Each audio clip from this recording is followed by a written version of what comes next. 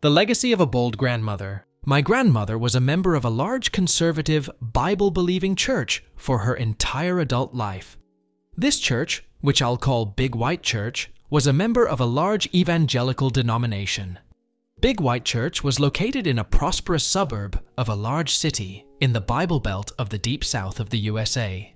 Grandma was very active in Big White Church. She worked in the nursery every Sunday morning, helped cook hundreds of church fellowship breakfasts and dinners, accompanied her children and grandchildren on dozens of church retreats and choir tours, taught youth Bible study on Sunday nights, and was very active in supporting home missions, as well as helping with other youth programs. She always tithed, and often gave extra for missions and special offerings. Grandma's greatest talent was making other people feel important. I've seen this firsthand many times. Although I belonged to a different church, I often visited with Grandma, and when I did, I usually went to Big White Church functions with her. I've seen her single-handedly cook breakfast for dozens of Big White Church youth, a task which took over 2 hours, even in the church's large kitchen. Then, after the meal, she asked the group for a round of applause for the high school student leader for doing such a great job of organizing the prayer breakfast. I remember that, on a Big White Church youth retreat at a rural church camp, she drove most of the night to go back to the city and retrieve a big box of evangelistic materials that one of the assistant pastors, whom I'll call Ass Pastor, had forgotten and asked her to get in time for our morning program the next day. His boss, the senior pastor, I'll call him Pompous Pastor, never found out that Ass Pastor had screwed up or that Grandma had fixed it for him. Ass Pastor never even thanked Grandma. Even though I was a child, this bothered me so much that I asked her about it. She said that she didn't mind at all. She told me her reward would be that those materials would help children find Jesus. Grandma's service to her church ended abruptly at the age of 73, when she broke her back in a car accident. Afterwards, for the last 10 years of her life, she was homebound and could not go to church because of this injury and declining health due to old age. Her mind was just as sharp as ever, and her faith remained sincere, but her body wore out a little more every day. During those 10 years, she made many efforts to reach out to her church, its leadership and her church friends, inviting them to visit her at her home, etc., without success. Every one of these invitations was declined or simply ignored. Near the end, when she was in home hospice care, she decided to plan her own funeral. She and my grandpa called her church and asked for the senior pastor, Pompous Pastor, whom she had known for over 30 years, to visit her so that they could plan her memorial service, which she and Grandpa wanted to be held at the church. Pompous Pastor was too busy, but Ass Pastor stopped by a few days later. According to my grandpa, here's what happened at that meeting, with my grandma literally on her deathbed. Grandma, Grandpa, and Ass Pastor discussed her funeral for a couple of minutes. Then Ass Pastor started pressuring her to lay up your treasure in heaven by remembering your church in your will. Grandpa told him firmly that this is neither the time nor the place to discuss her will. They went back to discussing the funeral for a few minutes. Then Ass Pastor steered the conversation back to Grandma's will, with liberal injections of how badly her church needed her support. Grandpa told him several times that it was inappropriate to talk to Grandma about her will or the church's financial needs, because she was terminally ill and in an enormous amount of physical pain. Ass Pastor would agree and briefly talk about the funeral, but would then go back to talking about the church's financial needs, heavenly rewards. Where your treasure is, your heart will be also. Matthew 6:21, Luke 12:34, etc. My grandma started crying. To put this into context, Grandma was more than a steel magnolia. She was titanium coated with diamond wrapped in Kevlar. She rarely ever cried and never ever cried about herself. Not one tear when the doctor told her that her back was broken so badly that she would never walk again, nor during the following 6 months in futile rehab. She would shed sincere but well-managed tears at funerals and while visiting family members in the hospital when they received bad news.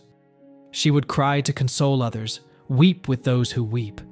But nobody, not Grandpa, not her daughter, my mom, nor any of my uncles or Grandma's siblings ever remembered her crying for herself.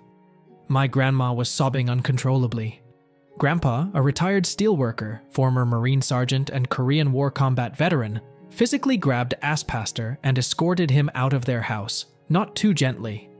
Contrary to everyone's expectations, Grandma lived another 6 months, mostly because of sheer force of will. Eventually, though, Grandma passed away, and we held her memorial service at the funeral home, not Big White Church. Pompous Pastor and Pastor were conspicuously absent. In fact, there were no professional Christians from Big White Church at the service at all, not even in the audience. To start the service, Grandpa stood up at the podium in front of the crowd and said, "Some of you may have heard that I disinvited Pompous Pastor and Pastor from this funeral service. This service is not an appropriate place for me to give you my reasons for doing this, although you all know me and so you know that my reasons are good ones. Also, my wife asked me to exclude them. This funeral service may be different from other funerals that you have attended. It is going to be an open microphone funeral.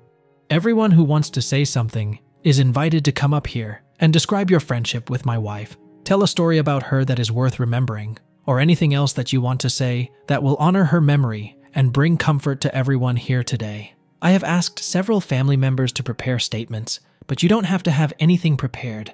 Please, if you want to say something, come up here and do so." There were about 100 people at the funeral service. At least a third of them eventually stepped up to the microphone. The service, which we had planned to last about 30 minutes, lasted for over 2 hours, and as best I can tell, not one person left early. There was laughing, crying, and hugging. 3 of her grandchildren played some of her favorite songs on the piano and guitar. We all joined hands and sang her favorite hymns. Afterwards, dozens of people told my grandpa that it was one of the most comforting and uplifting funerals they had ever attended. More than a few remarked that funerals are better without preachers anyway, or something similar, remembering her pastors and her church in her will, the 1-2 punch. A couple of weeks later, it was time to start distributing the bequests in Grandma's will. Although Grandma and Grandpa dearly loved each other, they had separate wills because, she told my mom, that makes it easier for us to respect each other's turf, and because their lawyer had recommended it.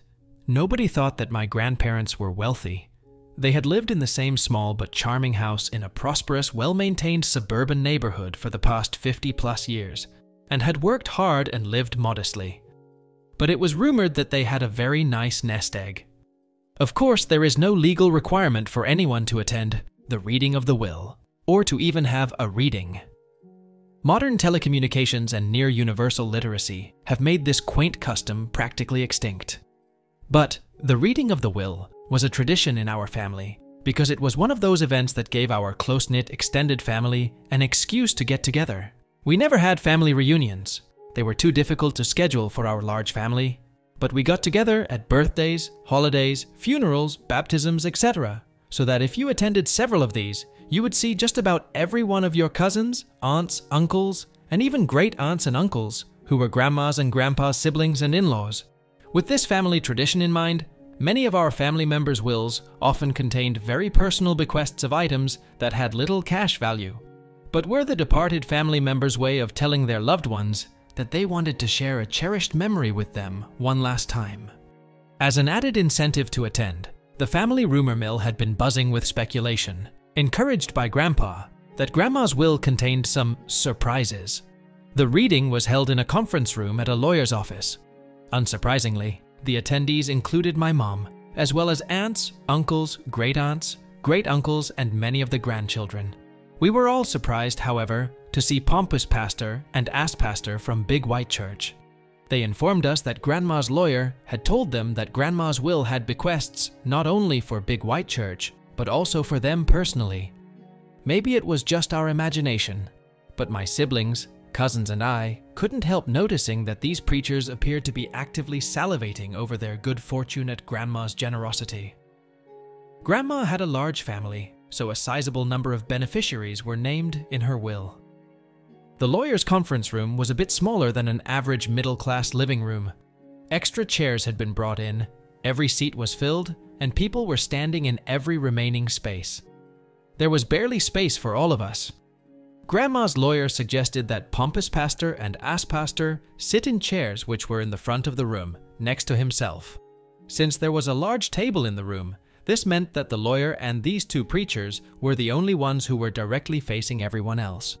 Although the preachers were gratified to be physically next to the center of attention, they did not notice, as all of the rest of us quickly noticed, that these seats made it easy for everyone else in the room to watch them closely, and practically impossible for them to leave the packed to more than overflowing room before the entire meeting was over, because they were farthest from the room's single door, and there were almost 24 people standing or sitting between them, and their only path to escape. The bequests were quite generous, but pretty much what we had expected. Grandpa kept their house, its contents, their retirement accounts, and everything that remained after all of the bequests had been satisfied. Children, grandchildren, and several local charities received nice but not extravagant amounts of money. Several sentimental items were named and given to various friends and relatives. Grandpa was first beneficiary listed in the will, but after him, all of the other bequests were arranged in order of increasing worth. They started with sentimental items, which had very small cash value. Then each grandchild received several $1,000s. Then each son, daughter, brother, sister, niece, and nephew received a little more. Then several local non-profits received very nice amounts, etc. Bequests to Big White Church, Pompous Pastor, and Ass Pastor were, almost, the last ones listed in the will. They listened politely to the other bequests, but with steadily growing anticipation, as they noticed the exponential upward trend in Grandma's largesse. When Grandma's lawyer got to the Big White Church and preacher's part of the will, he said, "This is a bit unusual, but before I announce these bequests to Big White Church, Pompous Pastor and Ass Pastor, Ms. Grandma's name, requested that I read the following statement to everyone present." He opened a letter that was written in Grandma's own handwriting. "For the past 10 years, not one person from Big White Church has ever called me, come to visit me, or sent me a note to tell me that they cared about me. Not one minister, not one deacon, not one of the churchwomen, not one of the church members who I worked with for all of those years, loved dearly and thought were my friends. I worked very hard for you when you needed me, for many, many years. But when I needed you and your church, you all pretended that I didn't exist. I only got one visit, when I was dying, and I invited Pompous Pastor to come to my house and help me plan my funeral. This was my last attempt, after many attempts that I had made over the past 10 years, to reach out to my church and pastor, whom I still loved dearly, even though they had made it clear that they did not love me. If only I could have my funeral at my church, maybe some of my church friends, whom I had not seen in a decade, would come to the service to see me one last time. And I know they loved to hear Pompous Pastor preach, so if he preached at my funeral, maybe they would come to my funeral to hear him, even if they would not have come to see me. But Pompous Pastor couldn't find the time to visit me, or even call me to tell me whether or not he was willing to preach at my funeral. Ass Pastor came by my house, but he didn't want to talk about my funeral. He just wanted me to remember his church in my will. That's all. Just remember his church in my will. It was then that I realized that I had allowed my church to break my heart for one last time. But that was the last time. The very last time. Ass Pastor did not know it when he visited me, but Grandpa and I had already prepared my will, long before his visit, which did include a double tithe, 20%, of my entire estate for what was now my former church, Big White Church. This amount was named the amount, an enormous shitload of money, generating muffled wows from many of her heirs, including me. But I got to feeling badly that we had not personally remembered such nice people as Pompous Pastor and Ass Pastor. So I changed my will to include them by name. While I was at it, I changed the amount of money that I left to Big White Church to match all of the love that they have showed to me during the last 10 years of my life when I was suffering and lonely, and no longer able to work my ass off for them, for free, like I had done for almost half a century. That is her entire written statement, the lawyer said. Now let's get back to the bequests in the will. Bequest to Ass Pastor, 1 cent. Bequest to Pompous Pastor, 1 cent. Bequest to Big White Church, 1 cent. The Pompous Pastor and Ass Pastor sat there looking like someone had just injected a gallon of Novocaine into their jaws. Every one of Grandma's family and friends felt an overwhelming urge to laugh out loud, but we kept quiet because we knew Grandma. We knew she wasn't finished yet. Grandma was simply setting them up for a 1-2 punch. The best was yet to come, and we didn't want to miss it. "There is one last bequest," the lawyer continued, "for a charity called," which he named, and I'll call Black Charity. Then he paused before naming the amount. Most of us had no idea what Black Charity was, but by the looks on their faces, we could tell that Pompous Pastor and Ass Pastor knew Black Charity very well.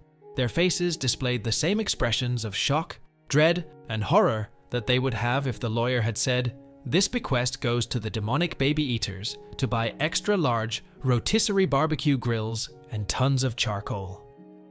Every eye in the room was now fixated on Pompous Pastor and Ass Pastor. The lawyer, who happened to be my uncle, one of Grandma's and Grandpa's sons, let the silence continue a few seconds more. If we had been able to read Pompous Pastor's and Ass Pastor's minds, we would have known the history behind the looks on their faces. Black Charity was sponsored by a large black church just a few miles from Big White Church. They ran a free food clothing bank, assistance programs for foster children, home delivery of pre-cooked meals for homebound seniors, legal aid, and other social services. A long time ago, Big White Church, which was, and still is, 100% Caucasian, had provided a few years of financial and other support to Black Charity. Then there was a very bitter, acrimonious breakup, allegedly because Black Charity was practicing the social gospel, while Big White Church was preaching the true gospel. Big White Church even sued to try to get some of their money back, although the suit was eventually settled, and very little money actually changed hands. But this being the Deep South, everyone knew the real reason why Big White Church or any white church would stop supporting a black charity. Those N were getting uppity and not staying in their place. Grandma and Grandpa had seriously considered leaving Big White Church at that time, but they had reasoned that it was better to stay there and teach tolerance by their words and example. They knew they would never persuade everyone, but maybe they could reach some of the youth at their white church and break the generational cycle of racism. Grandma used to tell us, "My church is my mission field." We did not learn the true depth of her statement until after she died. Since then, Grandma and Grandpa had secretly sent a portion of their tithe to Black Charity every month. Most of Grandma's family, including me, didn't find out about any of this until after the meeting had ended. But Pompous Pastor and Ass Pastor obviously understood what Grandma, by her actions which are more powerful than words, was saying to them. If you had grown up as a white person in the Deep South, as Grandma, Grandpa, Pompous Pastor, and Ass Pastor had, you would understand. To many white Southerners, this was one of the most personally insulting things you could do to them. It simultaneously labeled them as racists, condemned their bigotry, and crushed their delusions of white superiority by saying, "These black human beings, whom you hate, disrespect, and have mistreated, are better people than you are, so they deserve my money more than you do." Having allowed time for everyone to observe Pompous Pastor and Ass Pastor, while they thought about how their white church had treated this black charity, and how they and their church had treated our grandma, the lawyer said, "The amount is?"